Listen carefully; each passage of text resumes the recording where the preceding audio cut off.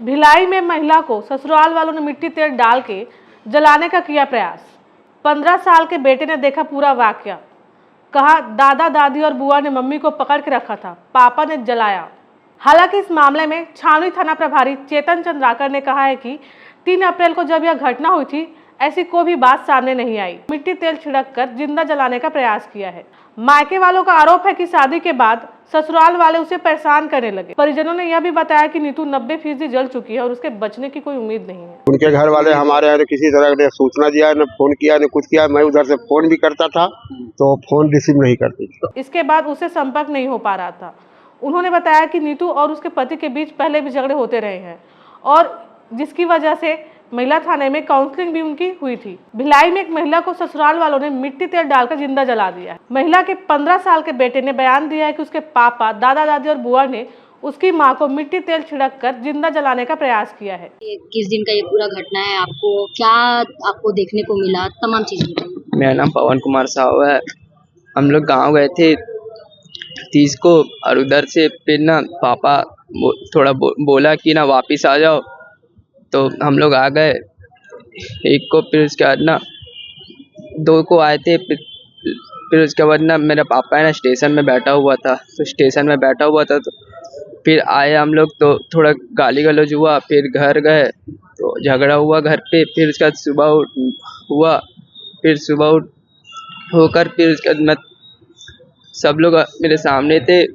मेरी मम्मी है ना उधर पास रूम में थी और ना सब लोग मिलके ना मम्मी को जला दिए थे।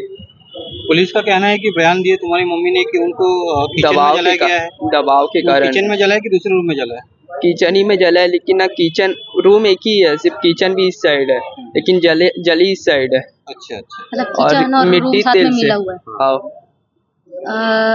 आपको जानकारी मिली तब वहाँ पे कोई थे, मतलब ऐसा आपने आंखों देखी देखा है कि जला रहे थे? कौन जला रहा था? कौन जला रहा था उसको देखे? सब लोग उसे पकड़े हुए थे। सब लोग में कौन कौन पकड़ा था? मम्मी, मतलब दादा दादी और पापा और बुआ, हम लोग पकड़े हुए थे। बेटा, तो आपको जब पता चला तो आपने रुकवाने की कोशिश की? मैं रोया बहुत, मैं कुछ नहीं कर पाता उस समय। क्यों? तो क्यों कुछ पकड़ लिया था क्या आपको? क्या कर बोले थे कि अगर तू चुप रहे। क्या नाम है आपका? मेरा नाम पवन कुमार साहब। वहीं महिला ने अपने बयान में कहा है कि खाना बनाने के दौरान उसकी साड़ी के पल्लू में लगी थी आग, जिससे वह जली है। ये पूरा मामला भिलाई के कैंप 1 का है।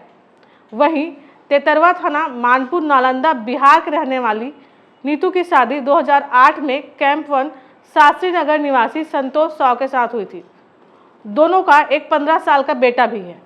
मायके वालों का आरोप है कि शादी के बाद ससुराल वाले उसे परेशान करने लगे। 3 अप्रैल को अचानक नीतू आग लगने से जल गई। इसके बाद उसे जिला अस्पताल में भर्ती कराया गया। वहां हालत गंभीर होने के चलते उसे मेकाहारा रायपुर रेफर कर दिया गया है, जहां उनकी हालत नाजुक बनी हुई है। वहीं आज बिहार के नालंदा जिले से आए नीतू के पिता और उसके 15 साल के बेटे ने छावनी थाना पहुंचकर शिकायत दर्ज कराई है। मेरा नाम अशोक साहू। कहाँ से आए? ग्राम पोस्ट तेतरामा, थाना मानपुर, जिला नालंदा, बिहार का निवासी। अभी थाने में कैसे आए आप? अभी मैं थाने में आया हूँ। मेरी बच्ची को आग लगाकर जला दी गई है। थाना में मैं शाम को आया था तो हमें बोला ऐसा हुआ वैसा हुआ, इसलिए मैं चला गया था घूर के। तो मैं अभी फिर एप्लीकेशन डालने आया। 3 तारीख को लगाए। आपको कब सूचना मिली? हमको सूचना मिला जब मैं करीब 6 तारीख को।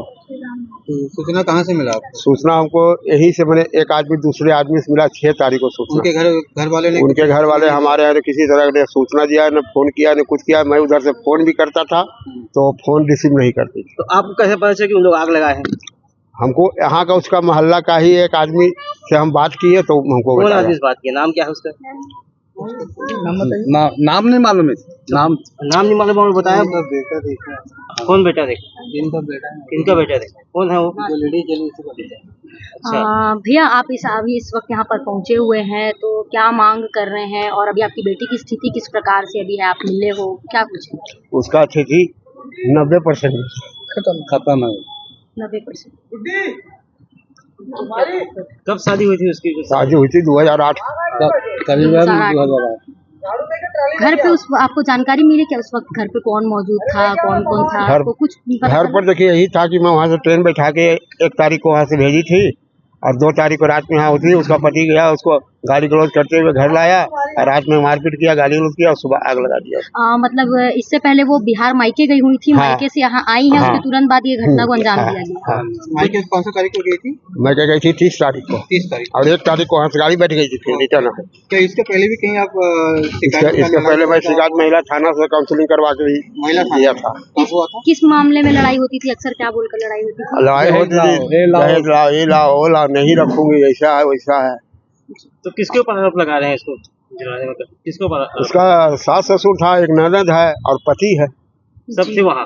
हाँ हाँ, सब वहाँ थे उस समय। तो किसी ने आग जलाते हुए उस समय देखा? घर का कोई सदस्य? घर का सदस्य देखा, उसका बेटा देखा। अच्छा अच्छा, उसका बेटा सामने सारा चीज हुआ। हाँ, उसका बेटा तो साथ में ही आया था कि हाँ, कितना बड़ा है उनका बेटा? उनका बेटा 15 साल का है।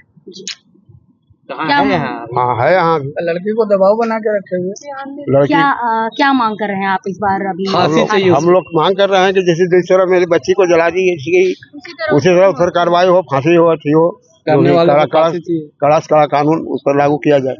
ठीक, आपका नाम? मेरा नाम अशोक साव। नीतू के पिता ने बताया कि उसकी बेटी को जलाया गया है। हालांकि छावनी थाना प्रभारी चेतन चंद्राकर ने कहा है कि 3 अप्रैल को जब यह घटना घटित हुई थी तब जिला अस्पताल से उसके पास खबर आई थी। बताएंगे सर, एक महिला जलने की शिकायत की है, क्या है पूरा मामला बताएंगे? ये हमको शिकायत मिला था, मतलब जिला अस्पताल से मेमो आया था, वहाँ से चौकी से फोन आया था कि एक महिला जल गई करके। हम तत्काल उसको स्टेटमेंट के लिए भेजे थे।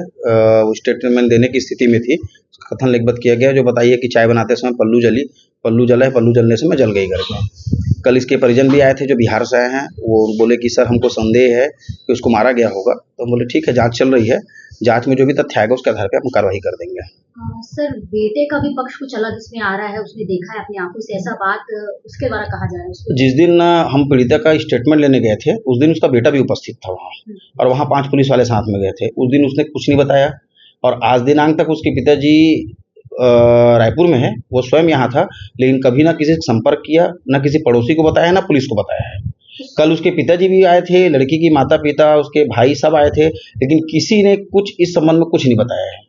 साथ ही बेटा बोल रहा था कि दादी लोगों ने डरा धमका कर रखा था, तो इस पे कुछ अभी जांच ठीक है, अपने नाना नानी को तो बताना था। कल नाना नानी आए थे, हमको संज्ञान में डालते कि ऐसा ऐसा बात है, हमने ऐसा ऐसा देखा है, या किसी पड़ोसी को बताते। इस प्रकार का कोई तथ्य हमारे सामने आया ही नहीं है। आज अचानक ये तथ्य सामने है, उसका बेटा अचानक आया है कि आपको जो बताया होगा बाइट, ना हमको कभी बताने आया है, ना किसी प्रकार का उसके द्वारा कोई आवेदन दिया गया है।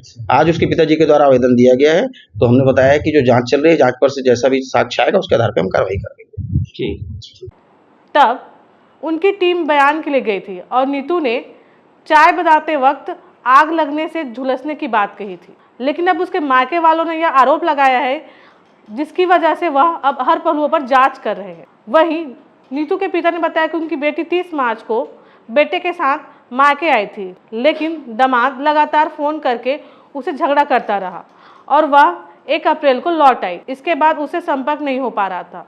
उन्होंने बताया कि नीतू और उसके पति के बीच पहले भी झगड़े होते रहे हैं और जिसकी वजह से महिला थाने में काउंसलिंग भी उनकी हुई थी। उन्होंने आगे कहा कि मोहल्ले के लोगों ने उन्हें 6 अप्रैल को बेटी के जल्दी खबर मिली, इसके बाद वे यहाँ पहुँचे हैं। वहीं नीतू के बेटे ने यह कहकर सनसनी फैला दी कि उनकी आंखों के सामने दादा दादी, पिता और बुआ ने मिलकर मां को मिट्टी तेल डालकर जलाने का प्रयास किया। परिजनों ने यह भी बताया कि नीतू 90% जल चुकी है और उसके बचने की कोई उम्मीद नहीं है। अब किसकी बात में सच्चाई है? क्या जो 15 साल का बेटा है वो सही बोल रहा है या जो पुलिस बोल रही है वो सही है?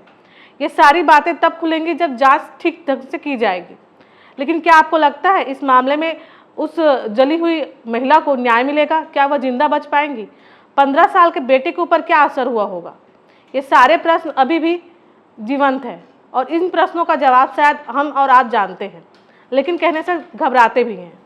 क्या आपको लग रहा है कि उस महिला को ये न्याय मिल पाएगा?